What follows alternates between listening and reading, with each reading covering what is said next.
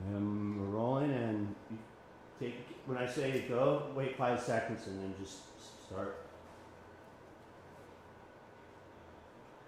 Hey guys, well, thank you for tuning in to Badgers Heavy Hitters. I promised you some interesting content. This is one of our first shows. We're going to introduce our guest as G. So as of this morning's statistics, 91% of the people that are in our institutions and generally homeless are in some form or another a drug addict. There's drugs been involved, things were done behind drugs, and drugs happen to be a lot of our story.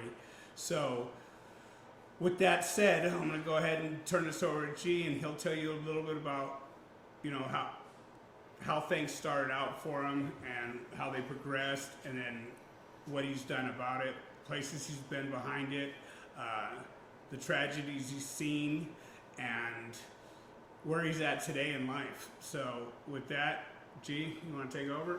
Yeah, thank you, Badger, for bringing me on your show. It means a lot to me. And, I thought there were going to be some more questions. Here we go. But, probably like anybody else, bro, I never thought I'd end up on the route I was going to end up. My parents were married and stuff like that. And I had like a good childhood for that part, and I'm thankful for that love, I got in the beginning, but a lot happened, and at the time, like, I couldn't tell that it was gonna be, where I was gonna end up in my life, and so. You knew in advance where you were headed? You don't think about that in advance, right. But if you play the tape out, you can see it, right. Now that you're older, you can see it where I ended up, and my parents got divorced, and I had that decision to go live with my dad or live with my mom, and I'm a mama's boy at heart, man, and that's where I went, I stayed with my mom. My mom was in the disease real bad. And I didn't know as a disease of addiction. The disease of addiction and drinking and using on a regular basis, and the people at the house, the different guys coming over, all that lifestyle, and I got dragged around through a lot of that stuff, and it was like I never had these things that like I seen a lot of kids have when they grew up, like I didn't have the nice bikes, I didn't have the house you wanted to bring your friends to, I didn't have the food in my cabinets, usually I was moving every 30 to 45 days. I was moving, because we couldn't pay our bills, and I learned how to cheat on the water system and go out front and turn that on. I learned how to turn the gas on, we learned back in the days before internet, it was all about cable. And so I learned how to hop up on the roof and tap into yours, for sure. And, my mom, God bless her to this day, I would see her, I go with her to score her stuff, I hang out with the other kids that were there, and like I didn't have no curfew at my house when I was there. I didn't have no, I didn't have no responsibility, no curfews, mom never questioned me about my homework, I never got any of that stuff that, like, when I went to my friends' houses, they would ask those questions, I didn't have none of that stuff. And, I knew well before I even started using drugs, that what drugs were. I just didn't know the effect it would have on my life. And not having that male figure in my life growing up, I turned to the streets to look for that male figure. And what happened is that the people my mom hung around with, I think as a certain time in childhood, you get like a child needs a father figure in his life. And so the father figures that I picked in my life were like my mom's connections or gang members and stuff like that. And so I went that route. We hear that a lot with, I interview with someone else, shout out to Big Herc at Fresh Out. Mm-hmm. We hear that a lot about the parents, and that's my story too. Mm-hmm. I did have a dad in my life who just really didn't like me. Yeah. You know what I mean? I looked like my real dad. My mom fucking couldn't stand me behind that. So I was more or less a latchkey child myself. Everything you're touching on is going to be my story, and 80% of the people's story that are out there listening, they either know somebody that's living that life, the exact identical thing. We all know that using drugs takes us to different places. So I know you're getting into that right now. Yeah. But I just wanted to say, you know, you're not alone in that, brother. You know what I mean? We've Thank you, all thank felt that. Thank you. Same You feel I story. feel a lot alone in it, and I'll be a little, you know, for the love. I want to say that all the things that I can tell you about my childhood, to where, like, yeah, I was one of those kids that rode my bike 24/7 on the streets, and once I learned what it was, what the drugs were, and what they did, and how I liked the way they felt, is that I continued to chase that. And you know, and my mom was so busy doing the things she was doing that it was my grandma, you know, who raised us, you know, and you know, right, you know, grandma, I love you, grandma, God bless you, you know, and I remember this, like, you know, that I grew up with my mom getting all abused, you know, by lots of different men, and I was always too small to do something, you know, and I was always grabbing pieces of whatever I could find around me, and you know, and I felt like a protector, you know, and beating up these guys, and you know, walking out, and my mom getting, you know, raped, or walking out, you know, all these different scenarios, you know, and when I started using that at a very young age, she was a lot of kids, they probably weren't allowed to drink and use in their house, you know, but drinking and using in my house was all right.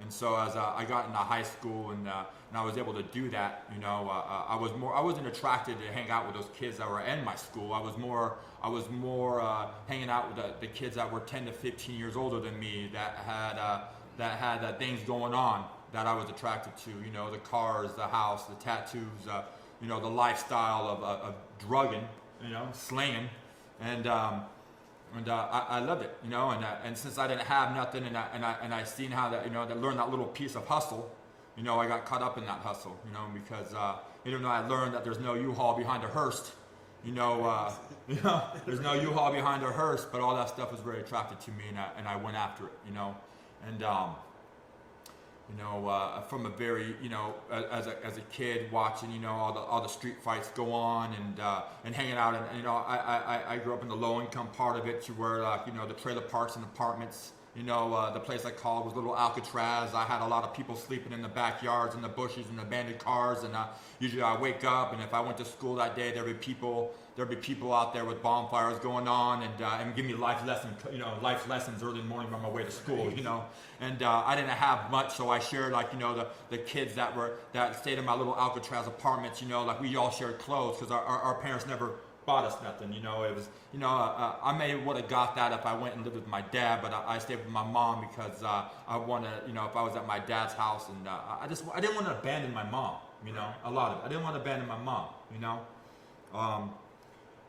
My first older homeboy that I ran into lived close to me, and it was like he took me under his wing, and he introduced me to a lot of stuff that I loved, you know, the adrenaline, the rush, you know, that I got away with it, you know, staying up every night, going to school. I started, you know, slinging at school, and getting the things I needed. I would run around at night, and get into that adrenaline, you know, pointing guns in people's faces, kicking in doors of people who owed money, and you know, and since I was, you know, I was only probably 15 at the time, you know, 15, 16. Checks out. You know, yeah, you know, and you know, that I was addicted to that adrenaline, and still to this day, I still like that feeling I got, you know. For sure. I got away with it, you know, I got away with it, and you know, I So never. did you ever think drug addiction would take you to the places that it took you? I never thought. I never looked at myself as having a drug problem. You know, Right. I didn't think that I had a problem. You were a seller. I was a seller. You Right. know, I didn't think drugs could. With you as your best customer? With me as my best customer, Right. and I didn't think that drugs would have the effect that it did. You know, and what happened to me is, like, I sit at you now, like, you know, looking halfway decent, but at the age of 16, I started losing my teeth. You know, my hair was You coming got a out. Yeah, see, I got them now, only the tops, not the bottoms, and I started deteriorating, you know, and like I looked really good when I sat in front of you, but if I opened my mouth, you know, I had that yuck mouth, you know, your clothes and your self-being starts deteriorating as well. And and I used to think that as long as I had that car and a nice pair of shoes and a bag in my pocket with some cash in my sock, that things were all right. You know what I'm saying? And That's most of the kids today. That's most of the kids Same today. story. Yeah. I just it goes out. When I see those kids today and I can see them just the way I was. Identify. We pick up on those identifications quick, and I know when I was a kid and someone tried to tell me that you're a troublemaker or rebelliousness, a troublemaker or you're not a good person, and I would take big offense to that, but honestly I wasn't a good person, deep down, but the drugs turned me away from being a good person or whoever I needed to be, and I started, and I like to glorify that, because I only snorted it, I wasn't as bad as you. I only sell it, only snort it, and then I got into smoking it, that's when my teeth started going, and I used my mom's connection, was like the guy that taught me the ropes, and he had it going on. He had the nice house, he had all this, he had this beautiful stuff all around, and I remember the first time I went to him. Matter of fact, I remember in the 8th grade that it was a Christmas dance, and I remember him getting me ready for that dance. And he was, G'ing me up, pants to shoes, and dropping me off in his convertible, creased up, and I like that. And that man, I remember being his ride along before I even started using the drugs, being his ride along, and just keeping him up while we drove, out to LA and back and forth, from where I was, and always just getting that little bullet, ready, like, oh, he's falling asleep, I'll get the little bullet ready. And I seen how much he made that fast cash, and I got addicted to making that cash. And as I got into high school, he was, I needed more, and I started going around I experimented with all the different drugs that were out there at that time. I know that it's a lot bigger now for the selection of drugs, the pills and the heroin's always a big deal, but to me it was a lot of the meth and and the weed and cocaine and stuff like that. 78,000 people died last year in the United States. 78,000 people. 1 every 6 minutes by an heroin addiction. Man. So I mean, that doesn't mention the people that have crashed because they were sleeping, had a heart attack, drinking. So throughout all this, addiction took you where? I'll tell you where it took me. Addiction took me to the prison, and how I got there, it was like this, that I didn't listen to nobody, and anybody that tried to control my life, I went away from. If you didn't, use the way I wanted to, or got in my way of the way things I wanted, a very mind. Us people, in that thing, very powerful minds, and we take that one little bit and we put our mind, like we always accomplished it, and for me, I always accomplished that thing, and whether I was smoking all night long in an apartment complex, eating out of the trash cans at night, living in the bushes during the day, and not talking to my family for months on end, showering. I wasn't worried about that, I wasn't worried about showering, I think it was Axe spray was came out, and Axe showers were good, and the bathrooms, maybe go in the bathrooms and clean up a little bit, garden hoses, How long were you homeless for? To me, if you would have asked me, I never was homeless. Sofa surfing. Yeah, abandoned houses, in squatters' rights, I was into all that stuff. And LA County always had a rack for LA County always had a rack, getting to LA County, it was like what happened to me is that for most purpose, I didn't feel like I had any purpose when I was on the streets. I felt that I had a purpose. I was at home when I was in the system, and I was in prison when I was on the streets.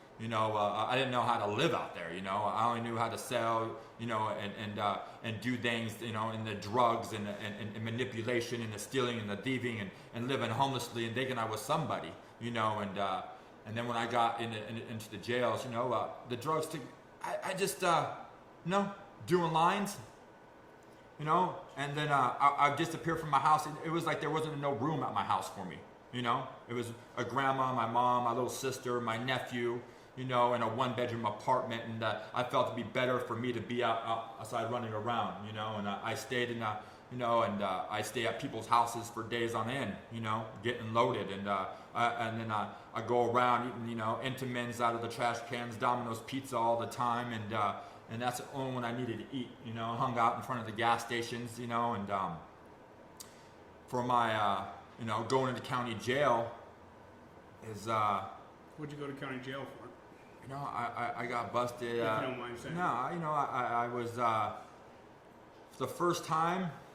It was the first time. It was I was hanging out with a lot of the fellas, and and someone came through with a stolen truck, you know, and I needed and you know I needed to get back to I was trying to get back to the house so I can get to sleep, you know, and I took the stolen truck and I drove it, and I didn't know I had no brake lights, and I get down the street, and you know, I got pulled over, and I think I was 17 at this time, and then I continued. Once I got into that, you know, that stealing cars, you know, stealing cars was like the pattern was starting. You know, I went to my first, you know, first time in county jail. You know, it was active, and was I scared? I was scared, but I couldn't show it. You know, for sure. And since I hung around with a lot of the people that were already in the system, you know, that I was able to get picked out. You know what I'm saying? The older homeboys would see me, pull me into the White House, you know, and get me fed and slept, and put me on my missions or whatever I needed to do in there. You know, be a little rocket, be a missile, you know, pass this, pass that, you know, and. Well, with your size, I imagine yeah. you put in a little work. Yeah, well, I mean, I wasn't always. I mean, I'm probably little now, but I was humongous, you know. And I didn't even know how big I was, and I looked scary with no teeth, you know, and 290 pounds, you know, and it's a little scary, you know. They called me.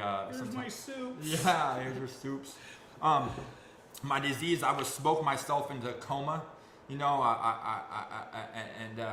And I got into stealing. I got into stealing little stuff. Got into stealing cars, and I got into, you know, just like.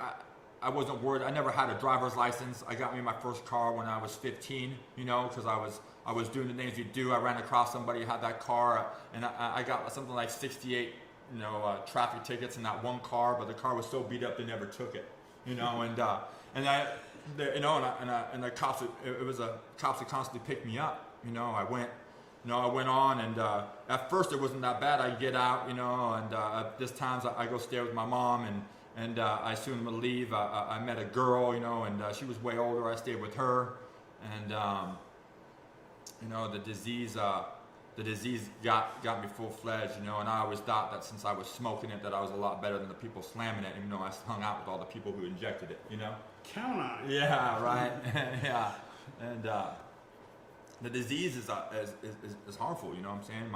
You know, I go into county jail and I get all fit and right, you know, and as soon as I got home, you know, I crave it. And since that's the only life I knew was out there, you know, and you having people who bless you with it, you know, and well, let me ask you this. Yeah. So you said as soon as I got home, I would crave it. So we all know that the disease of addiction doesn't end at the county jail. Oh, absolutely not. Absolutely so when you not. were in there, you wouldn't use, or because of the things you'd see occurring with other people, or you didn't use because you didn't have the money, or you didn't use. I mean, you're obviously big enough to be putting in work to get what you needed. Yeah, it wasn't a matter of sometimes. You know, I would use inside the joints, absolutely. Now, in county jails and in the joint, I would, you know, but not all the time. You know, sometimes I like to keep my head clear. Wreck. Yeah, because I see what's going on, and when you hold a certain position up in there, you know, you try not to. You want your clear judgment, you know. Right. You know? So I'm sure you've seen some wrecks going on. I've seen some good wrecks going on, you know. Anything you care to share? In the joint, yeah, you know. There was times in there like we have that debt policy, you know. Yeah, debt policies, and you know, you always got guys that go around your back, you know, just like on the streets. Can you explain to them what a debt policy is? A debt policy is that we can't get in a debt with other races, and we have a debt cap, you know, like, or maybe they have like a $50 cap. You know, with another race, you know, you pay your debts, but when $100. $100 is exactly what it is, you know. $100 is exactly, you know, and guys just couldn't pay it, you know, and So what would happen to them? well, the things that would happen is that we give them chances, you know. Put in some work. We fucking collect for put a in the share. work, but it wouldn't be it. The thing No. is that I mean they put in some work, but usually we give them some a 123 or something, you know. Give Bust them their cheeks. bust their cheeks, bust their chin, get them a cell phone, or get them to see how they're going to pay it, you know, and let the races or whatever see that we're you know that we're trying to make this right, you know, taking care of our own, because you know, yeah, and it didn't always go as we planned, you know. The tension on the yard behind that shit sometimes is crazy. The tension on the yard is crazy at those, yeah. Walk out full alert. Full alert. Knowing that homeboy owes fucking $300. Yeah. They've been waiting for fucking this long. 3 months, You know and what I mean? they give them every chance in the The book. mail out's on its way. And you know, and they're sweating us, talking about if you don't take care of them, we're going to take care of them, you know, and we know that that's not allowed. yeah, right, yeah. And we take care of our own. Yeah. Fucking, And then to know that for that guy making that choice, that there's people that are going to, that you know, that the things whole kick ride's off. getting wrecked. Yeah. When the whole car is going to go into a full flight, you know, crash at that time, and it was just a matter of time. You know, you never know when it was happening or when it was going to go down, but sometimes it just happened, and I remember many times just. You know, with waking up, and I was just waking up, and it sounded like a herd of a 1,000 horses running, and elephants just running through, you know, and you know, and That's a heartbeater for sure. it's a heartbeater, and waking up, and what a rush, you know. I don't like it adrenaline, so it'd be all right, you know, but So from my experience, generally what would happen is we would just wreck him, and then fucking we would take collections if it was with another we car. we would take care of our own, we'd pay their debt, yeah. But you know, like sometimes we got some slip and sliding motherfuckers in there that went in debt here, went in debt there, and the debt was more than we wanted to pay, or more than we were able to pay. Yeah. We had our own debts going on. Yeah. Right? Like I didn't fuck with drugs too much in the system because it just wasn't allowed amongst my car. Yeah. But I know I've seen wrecks left and right with people just being destroyed behind it and whole cars getting broke up behind it. Yeah. You know, and then all of a sudden, so I mean, people think that they're going to go to the institutions and they were being slick out here. Manipulated, yeah. You know what I mean? And they're going to go in there and be manipulating on a yard where it's just not going to happen. Yeah. You know what I mean? Same thing with the homeless. Yeah. Right? You live the homeless life being a drug addict as well, right? Yeah. So you see, a Bob comes up, you know, borrow from Peter to pay Paul so that he can get his next fix. And usually the homeless have more integrity than some of the convicts, right? Yeah. Like, because they know tomorrow I'm not going to be well if I don't get to do this. Yeah. You know? So I didn't mean to interrupt you, but like, No. continue with your story. Like, some of the things that have occurred on the inside, the homelessness we're getting covered, and you know, I mean, I've known you for a minute now, and you're very helpful to our community. You know what I mean? And this is very helpful. I'm hoping to some people out there that maybe they can get some information as to what not to do should they ever decide to go to the county jails or go to the streets and fucking let this decision take over on them. Well, the thing is, too, is that when you're on yard and you have all that stuff going on, and it's very stressful for the person, you know, who's holding that block down.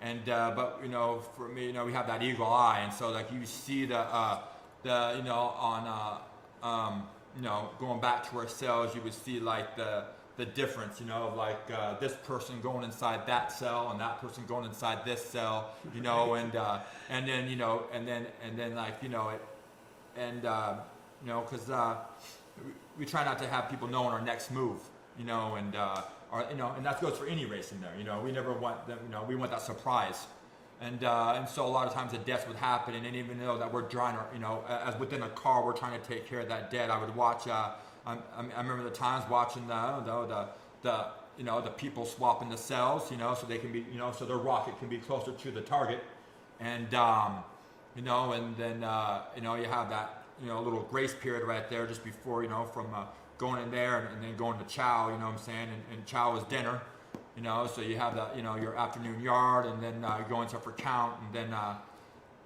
Right around this when the move gets made. and right then at after chow, we walk into chow, you know, you see the move get made, and you see it, I see it in the, you know, in the rotunda coming out, you know what I'm saying, I was on B, and they were on B upper. I was on B lower, and you so they get in that rotunda, and I see that they would go back to. 3 go in, 2 come out. I would see just maybe 3 to 8 going, the whole line going in, but everybody running back, and it's just going off inside the rotunda. You know what I'm saying? And it fire off once, and because we like to go inside the places that we can't get the fire. They go in there this mason Shots instead of fired, shooting. right, Yeah, right. And that's how it was, so. You're unaware, and then like once something goes like down like that, it sort of just works out. And so me seeing a lot of that scenarios and worrying about, trying to worry about the people that I was, you gotta have a voice. There's always a voice in there for the person who has it or is doing the most, or there's a voice, the person that has, that can call the shots for the people, and. You try to look out for them the best you can, and with the foggy judgment, at first I was the one that I didn't want a foggy judgment, and I always wanted to be on my tapes, so there, you stay ready so you don't have to get ready type thing, inside there, Famous and I always wanted to stay ready, no matter what, and and I always had you always have the people there, walk in front of you and then back you, like a president or something, and when you're in the chow halls and stuff, I'd be sitting down for chow and watching them take care of their own, and I'm watching a person get blasted there in the chow hall, do the shoulder, or it'd be a beanbag, what I'm saying, but I think in the chow hall was the beanbag and stuff like that, and it was always done in public too, so the next car got to see what's going everybody down. could see Everybody it. needs to Absolutely. pay your fucking debt or you're next. Exactly. You know what I mean? And it's where that never really scared everybody to the fullest, because you get that one guy in there that that just sure mom's gonna come through. Is sure his mom or his girlfriend or always has that check waiting, and everybody's on him for the money, and taking care of him, and I'm guilty of it, just moving somebody in my block, my cell that just has everything that I don't, so using his money, and I did it. Getting his name in debt? I don't want to get his name in debt, but I want that package and I want that store, and for sure. And I want to live comfortable while I'm in there. Minor extortion. Minor extortion, yeah. Right. And so, and that's what we did. And the disease on the streets, like I run into some guys that were just straight, killers, and I had a lot of respect for them, and like there's the type of guys that you don't want to run across on the streets, and I would see them, and when I'd be homeless, and I'd be at these homeless camps, and it was like they were, shot calling the homeless camps, and living that, out there, The only thing that changed, no gunner. No gunner, and but they're holding the people hostage and keeping the environment hot, and I always wondered why they never got busted out there in the desert like that, I was one of those guys that I stuck out like a sore thumb, and I get picked up, they see me all the time, they see me all the time. My homelessness too, even if I had a place to, go to, like that, the disease took me out there, like when I got high, like I end up in the desert in an abandoned, trailer, what I'm saying, just getting loaded, bro. With a whole motel room with fucking 30 people in there. Yeah, well, I mean, I got busted at probably like 5 or 6 motels and hotels, and then I did some, I was running up there with guns and taking people out and doing some crazy stuff in the motels, and so I choose to stay away, and then after you get busted at a spot so many times, you're stupid for going back, they know you, and so I try not to. Sometimes that doesn't matter. We'll go back anyway. Sometimes I do surprise visits, at the hottest time, like at 12 midnight. Empty your pockets. If that's where you have to go, that's where you have to go, right, right.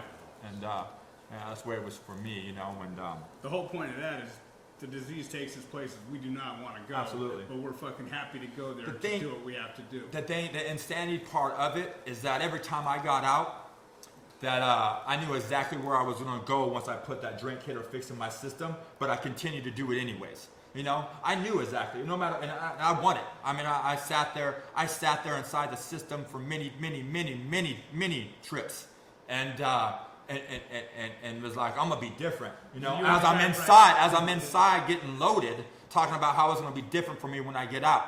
you know, and going out and doing all the same stuff, you know, and getting right back in and wondering what I did wrong, you know, and you know, you were the guy writing your mom, your girlfriend, and Yeah. everybody fucking the smoothest letters. smooth, you dude. ever read. Well, when you're high in there, you can write some pretty goddamn And good you letters. believe it. And I believed every You single believed lie. every Every single single lie. lie I told them, I was believing. For sure. And then as soon as they got to that gate, it was gone. You know, I would leave it. You How's know? it go? R&R by 8, in the spoon by noon, on the run by 1, back in the pen by 10. Yes. Be like, you know, go on vacation, you know, leave on vacation, come back on probation, you know, going back for a violation, you know. Yeah, we got tons of lines. Yeah, it's all that stuff, and So meanwhile, you've been through homelessness. You've been through fucking It gets worse. institutions, county jails, I'm gonna tell state you, like, penitentiaries. it gets worse. It gets worse. You know, I always thought it would.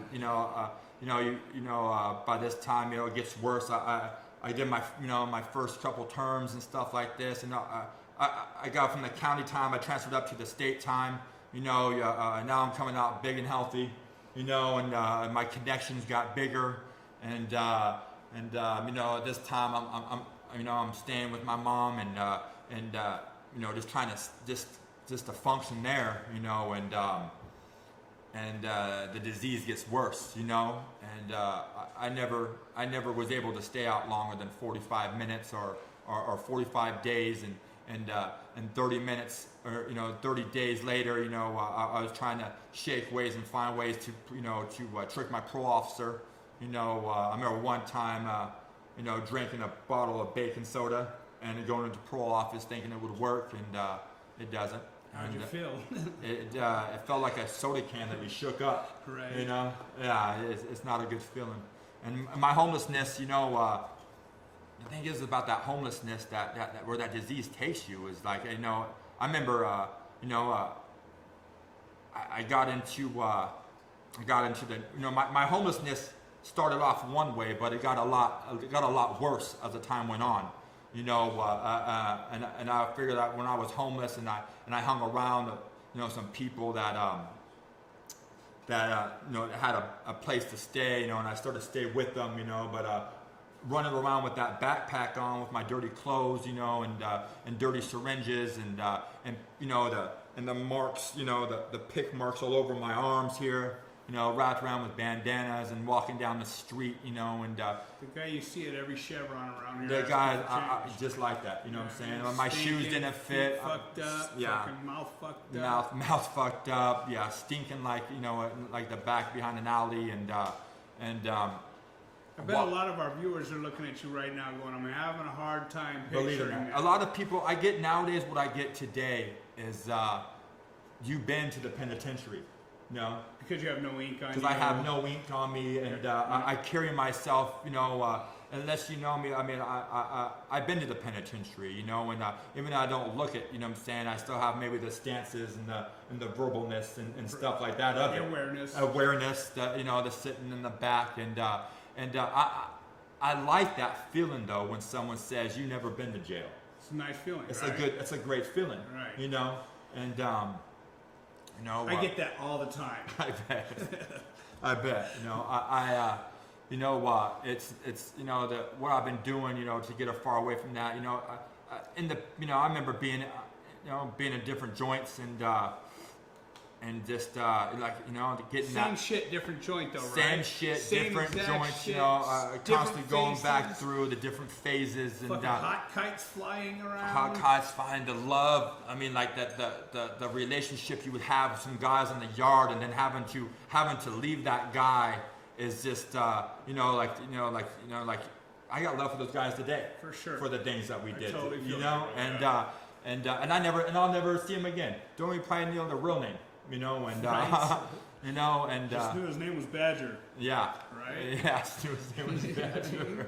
And my disease is, you know, going. Let me say this: that progressed. That I get in there with the fellas, and as I got more and more with the fellas and connected with the fellas, and I go inside to do these intervals. That what I do is, I know the smoking and doing and staying up many nights inside jail, just like I was on the streets. You know, the happy cars were popping, you know, and beating up and doing what I had to do to people inside there just to keep it right. You know what I'm saying? You as far as you always try to get along when you're in there, you know, there's sometimes you have to get along with these, you know, So, we know where it's taking you. You know, I mean, homelessness, institutions. Yeah. When we come back, we're gonna find out where you are today. Okay, that sounds You know good. what I mean? All right. Thank Thanks you. for your time, Bob. Cut. Cut.